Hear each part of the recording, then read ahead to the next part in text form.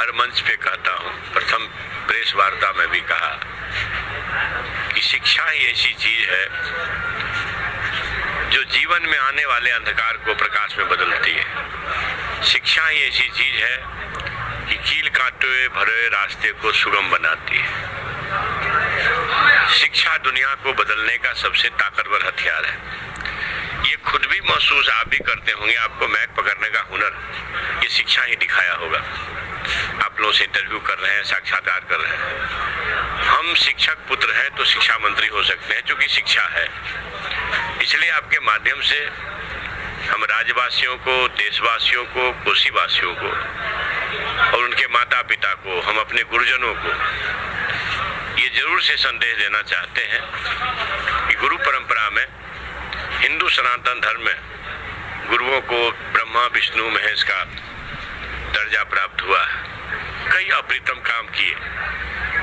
गोया की पोशाक राशि, लड़कियों के लिए साइकिल राशि, साइकिल योजना, प्रोत्साहन राशि योजना, फिर 50,000 किया गया, 25,000 को।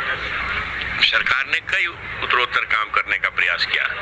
उसमें और गुणात्मक सुधार की जरूरत है, और उस सुधार के लिए चूंकि मैं शिक्षक हूँ तो मैं हर समय इस बात से अनुनय विनय में ले जाता हूँ कि अभी समय है एक शिक्षक को शिक्षा मंत्री के रूप में शिक्षकों पर कोई कार्रवाई करने के लिए बाध्य न होना पड़े। इसका समय गुरुजन नहीं दे, ज्यादा अच्छा होगा। हमारे वर्ग कक्ष का संचालन करें।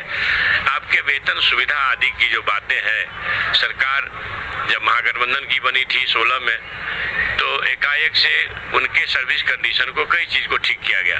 तो जिस बात के लिए, जिस शिक्षा के लिए ये पूरा विभाग 51,000 करोड़ रुपया लगाती है, आप सबको मालूम होगा, हम कई अवसर पर बोले हैं कि सबसे बड़ा आकार शिक्षा का है बजट का, 51,000 करोड़ का। 42-43,000 करोड़ उसमें वेतन में के मद में ही लगते हैं। जो समग्र शिक्षा अभियान का राशि आना रहता है दिल्ली से, वो नहीं आती है, कम आती है, देर से आती है। अब न तो भारत सरकार हमें विशेष राष्ट्र का दर्जा दिया, 55 लाख दूं, 55,000 करोड़ दूं कि 60,000 करोड़ दूं कि 90,000, 95,000, 1.25 लाख करोड़ दिया। ये चौड़ी छाती वाले जो हैं, छत में चौड़ी छाते वाले, इससे जवाब देशवासियों, राज्यवासियों को करना चाहिए कि भाई आपका कहाँ गया 1.25 लाख करोड़, 1.25 करोड़ आया कि नहीं, 1.25 लाख आया कि नहीं। और इस तरह से हमारे हिस्से को काट रहा है। जीएसटी, विभिन्न तरह के टैक्स बिहार सरकार देती है। इसके टैक्स के भी हिस्से की राशि अगर भारत सरकार दे देना, जितना हम टैक्स भरते हैं, तो हमें यह सब तकलीफ नहीं होगी।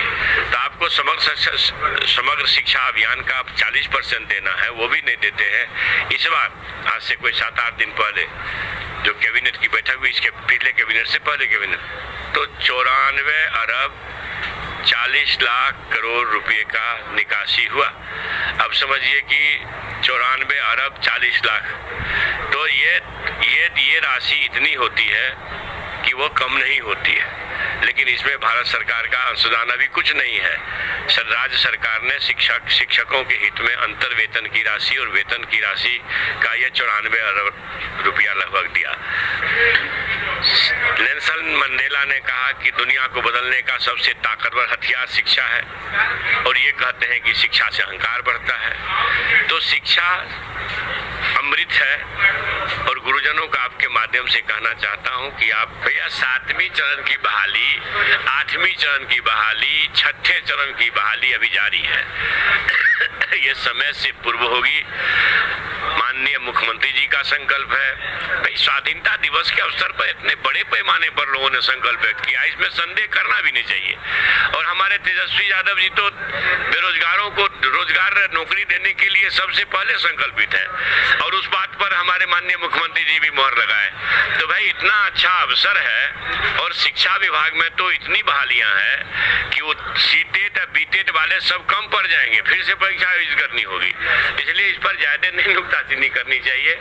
लगातार अभी भी सोशल मीडिया पर चल रहा है, तेजस्वी यादव जी का भी बयान आ रहा है कि भाई हम इसकी बहाली जल्द कराएंगे। तो जल्द करेंगे तो ये बात तो समझिए ना कि जिनको 8 साल में 16 करोड़ देना था, उसके लिए कोई गुस्सा नहीं है। 8 दिन की सरकार से आप चाहते हैं अभी कर दो, अभी कर दो, तो ये तो उचित नहीं। छात्र जो है, जो करोड़ों छात्र हैं, वो उनके भाग्य के आप ही निर्माता है। इसलिए इस को समझें, इस मर्म को समझें और शिक्षा में अपनी पूरी तन्मयता से लग जाएं। आप फिर उसी बात को दोहरा रहे हैं। मेरा मतलब इस बात से था कि गुणवत्तापूर्ण शिक्षक बहाल होंगे तो गुणवत्तापूर्ण शिक्षा होगी। ऐसा नहीं है कि अभी इंटरव्यू कॉल किया जा रहा है। मैंने विचार में ये लाया कि एक गंभीर शिक्षक बनाने के लिए गंभीर तरह के परीक्षाएं होनी चाहिए।